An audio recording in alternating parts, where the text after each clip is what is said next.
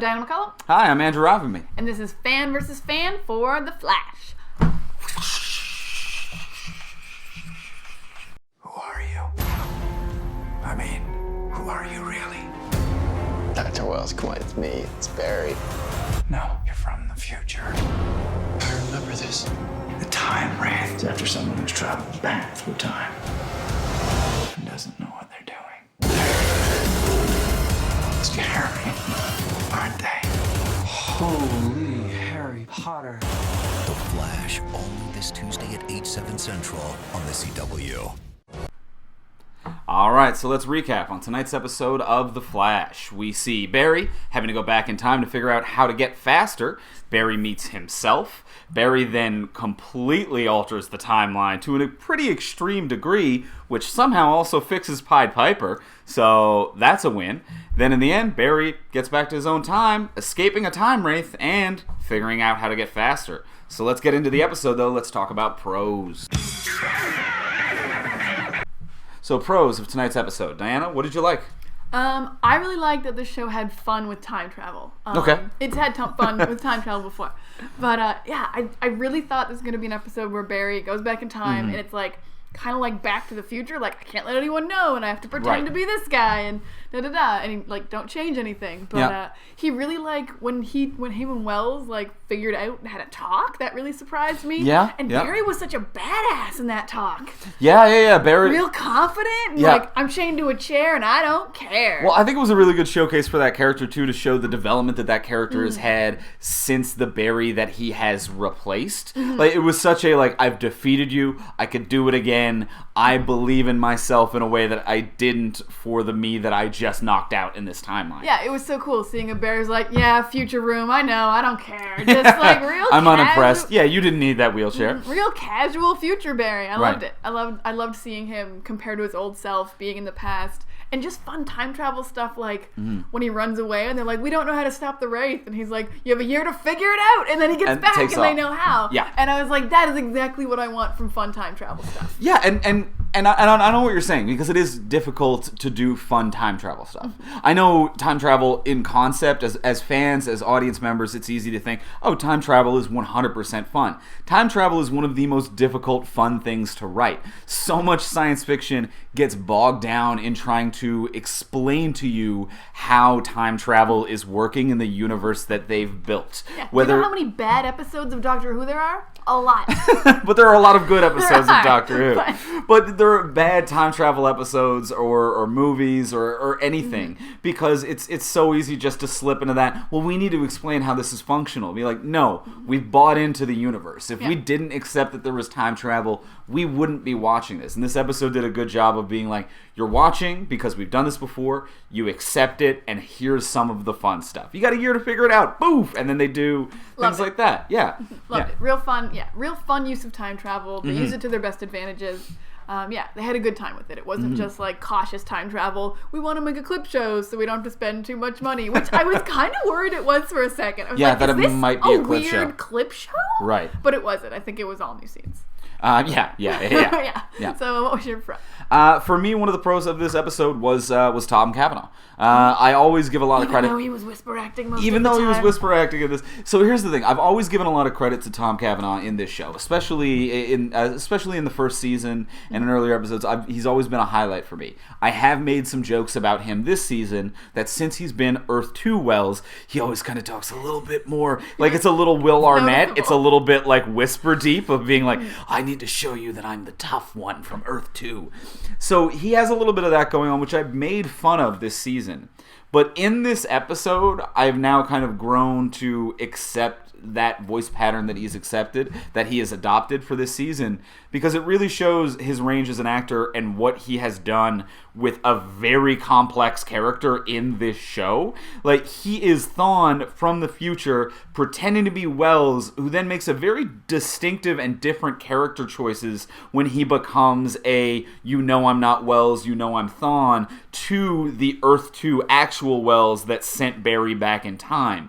When he has three distinct, very complicated, some might say too complicated to the point of convoluted, characters to play. Is this still a problem? And he made No, for a performer. Okay. Like, there's a lot of stuff going on with the characters that he is playing and the depth of it, and he's made very distinctive choices for each performance that sometimes I can make fun of, but when you see all three versions in one episode, it really highlights that he figured out the background and performance of three distinct characters and three distinct performances in a way that really works. We've never seen all three versions of Tom Cavanaugh in one episode, and this really highlighted how well each one of them were. I mean, I love Tom Cavanaugh. I think he does a great job. I really don't see that much difference between Earth 2 Wells and Thawne, to be totally honest. Okay. I see a lot of difference with fake Harrison Wells in the wheelchair, and I always think to myself, shouldn't Earth 2 Wells have that voice? The fact that Earth 2 Wells has the gravelly Thawne voice always confuses me. Okay. They are a little bit closer, but there's still a range. I feel like the Thawne voice is still like a step below what Earth 2 Wells is. I still think it's a distinctive like octave and vocal range that he hits for each version and incarnation of who the character of Wells, Thawne, or Earth 2 Wells is. Okay. All right. Yeah. So, all right. Yeah. You love Tom Cavanaugh? Yeah. I love time travel. Those are... Well, yeah, they're both wins. They're both wins. They're both wins. All pluses. Yeah, well, that's what we like about the episode, but let's get into the bad stuff. Let's talk about cons. All right, so cons for tonight's episode. Diana, what didn't you like?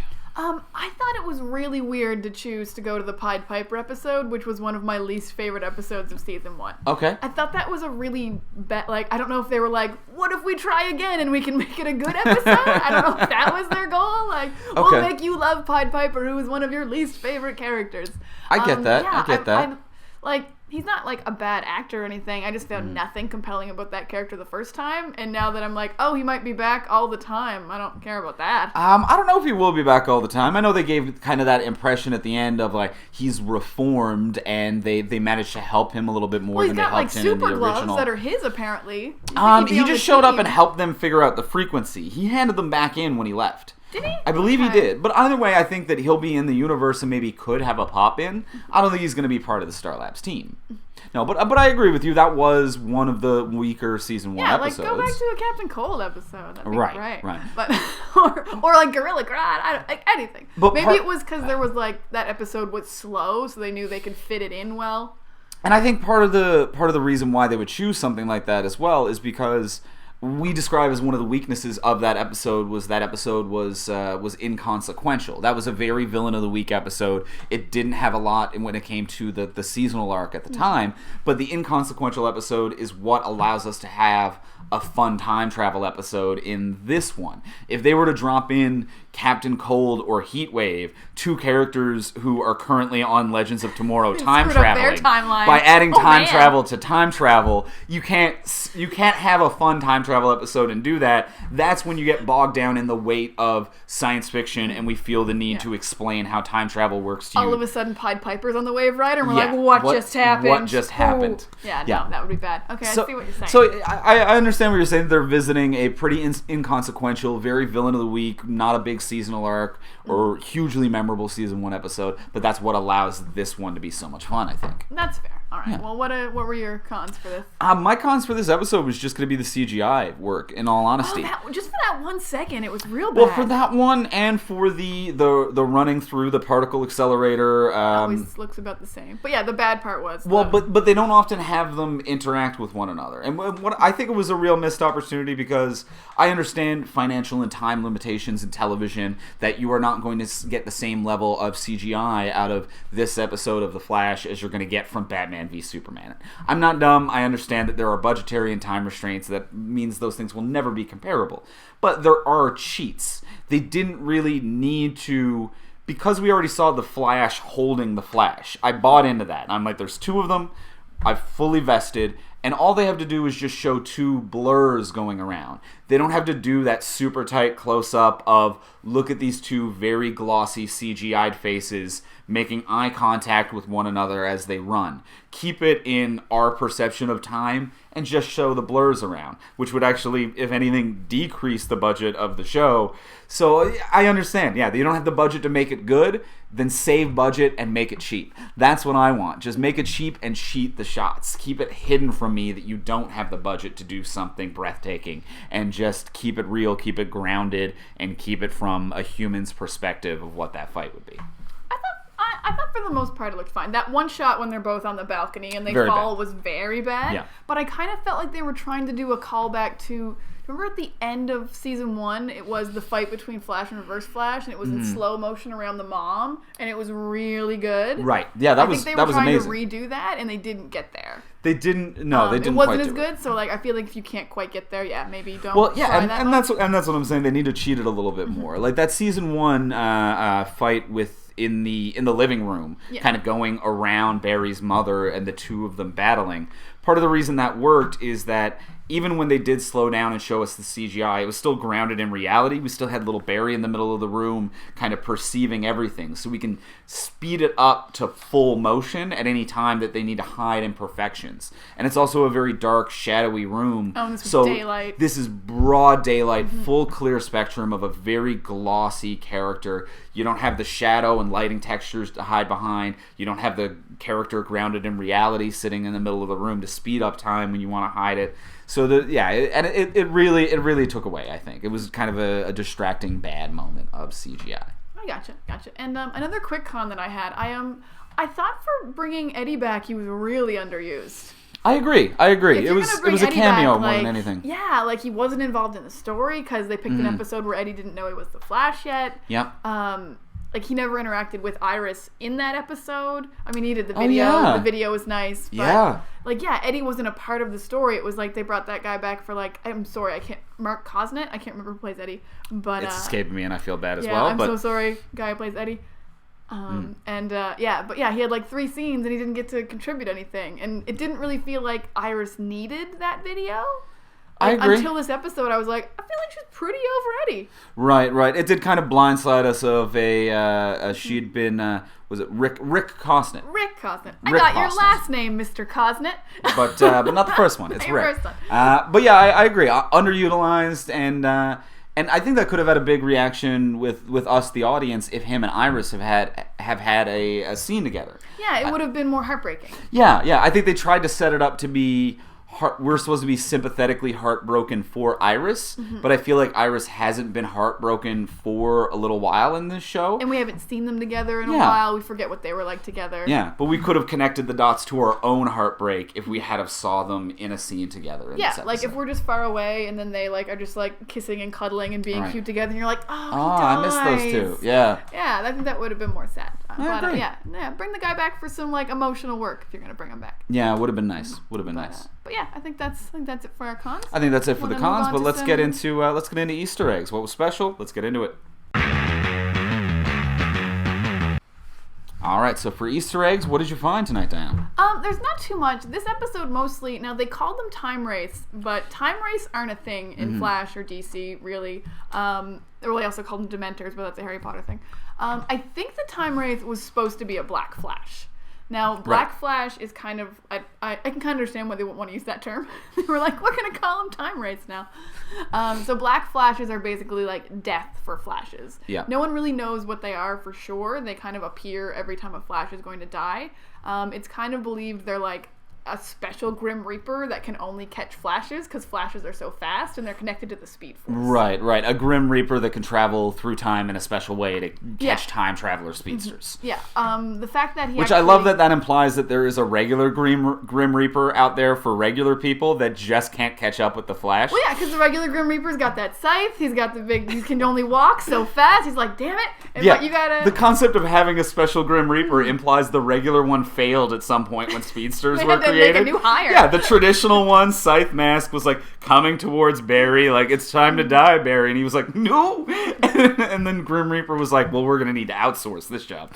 Yeah. But Black Flashes look like the regular Flash, and we could see the Time Wraith had a Flash mask on. There was definitely but no a legs, burnt mask. which Flashes always have. Flashes always have legs. Yeah. That really screwed me up. Yeah. I was like, I don't know if you're a Black Flash because you don't got any legs. Yeah. And that's a requirement for running.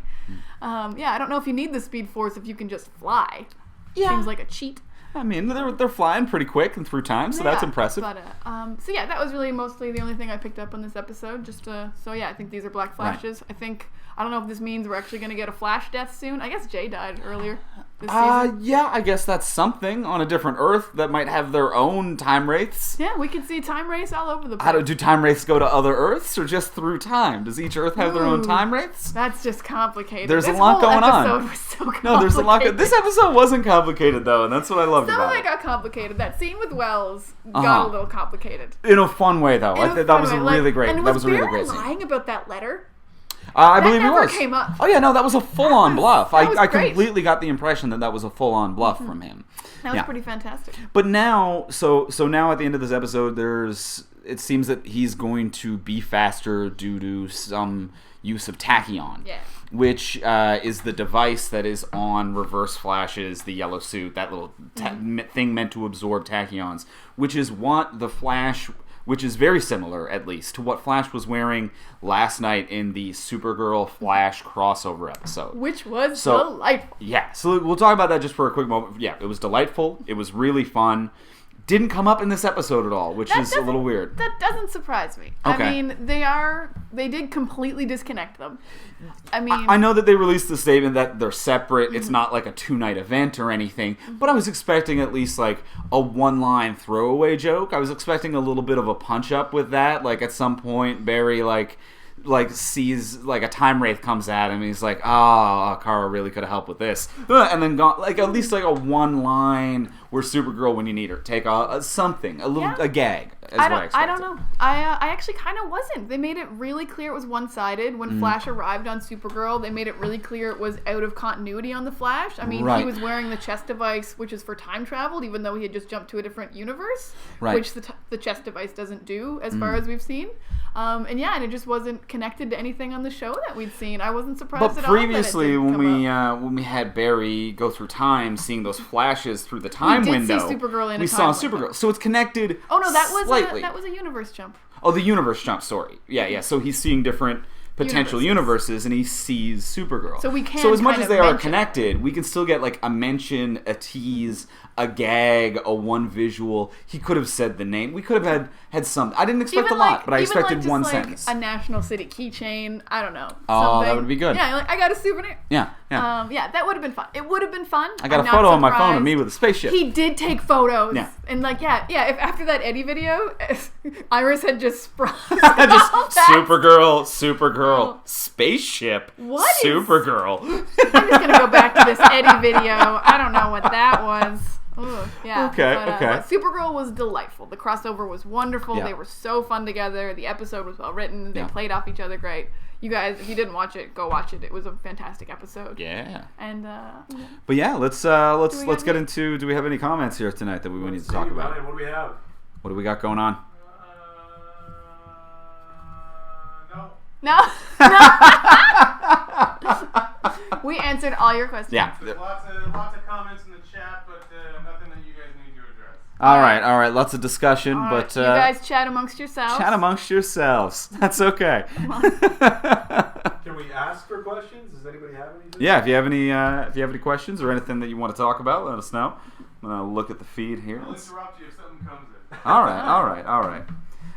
But yeah, the Flash Supergirl crossover was wonderful, and I feel like it is going to have to lead to Supergirl being on the Flash at some point. Well, I did see a great interview with Grant Gustin where he was like, this is kind of a test to see if it'll work, and ideally it would be a 4-day event if they ever do a huge crossover, which is amazing, because Supergirl's Monday, Tuesdays is Flash, Wednesday is Arrow, and Thursdays is Legends of Tomorrow. Right. What an amazing week of television that would be. That would be pretty huge. That would be, and it would make sense. You start with universe jumping, time Now, travel, I feel you like end on that Legends. would be a very difficult thing to do as a 4-day event, though. Well, difficult just in terms of logistics and shoot schedules, but difficult just in the fact of working out what the benefit to CBS would be there in that scenario. Because last night, CBS, huge boost in ratings for Supergirl. The crossover did phenomenal for them. So now, as that test proving that this formula works of crossing networks, I can see them bringing Supergirl to the Flash. But I can't see financially working out an agreement that CW is going to get Supergirl for 3 of their shows, whereas CBS would get guest stars for 1 of theirs. Yeah, a but 4-night event would be fun. I agree. I can't imagine the networks working out a deal for that kind of a massive overtake. there could be like a fun we start on maybe Legends of the week before and then Okay. work our way through. Ending Okay. on Arrow is weird though. Yeah. But- yeah. Yeah, I think Legends would be the linchpin because they can kind of do whatever they want. Okay. Yeah. Hey guys, Yeah. Fox Arocious wants to know what is Andrew and Diana's favorite Flash comic or moment in the comics? Ooh, that's a good one. Oh man, what's my Fox Arocious. favorite Flash comic? That's a tough one. I mean, to me, the ideal Flash moment, the one that always sticks out, is Barry Allen running to his death in Crisis on Infinite Earths. Okay. I mean, it's hard to pick that as my favorite because I like Barry and it's sad that he died, but it was a good death, and also Wally is my Flash, so I'm kind of like, thanks Barry, you let me have Wally because you died for such a long time. Yeah. But an actual run, I mean, I liked all of Jeff Johns' run, so I don't know what my favorite part of his Flash run was. You know what I would. Oh, that's the New 52 Flash. It's not as good. Sorry, New 52 Flash. New 52. One thing that I would say, I would actually step away from the comics just for 1 second, because the one moment that I feel like embodies the Flash to me, I'm like, that's the Flash. That is everything. Is Michael Rosenbaum's voice performance of the Flash on the Justice League animated series. To me, whenever I think of the Flash, I read the Flash. Well, Wally. I read Wally in Michael Rosenbaum's voice. And there is one episode in particular that I'm like, this is the definitive of everything that actually, there's 2 episodes. But there's one moment from Justice League animated series that always stands out for me. And it is Lex Luthor and the Flash switch bodies. It's a great episode. Yeah, and then at one point, the Flash's brain in Lex Luthor's body is in the washroom having a conversation with other villains, goes to leave, and they're just like, you're not going to wash your hands? And he turns around and goes, no, because I am evil, and walks out slowly and starts running down the hall panicked, gets winded, and looks back to a 20 feet away Gorilla Grodd. And I love everything about that. Your favorite Flash moment is Flash in Lex Luthor's body. Yeah, it's Flash in Lex Luthor's body. It was a great episode. It's Yeah. a fantastic episode. Or the episode where it's the full Rogues Gallery, and when he lets Trickster finish a beer in a bar. Oh, you turn yourself in when you're done. You got Got it, Flash. me again, Flash. Yeah, you got Got me. me again. That's ultimate Flash to me. The one who's Alright. kind to his Rogues The Gallery. Flash is. All right, so this has been Fan versus Fan. Comments, we'll talk about it here on the episode. I'm Andrew.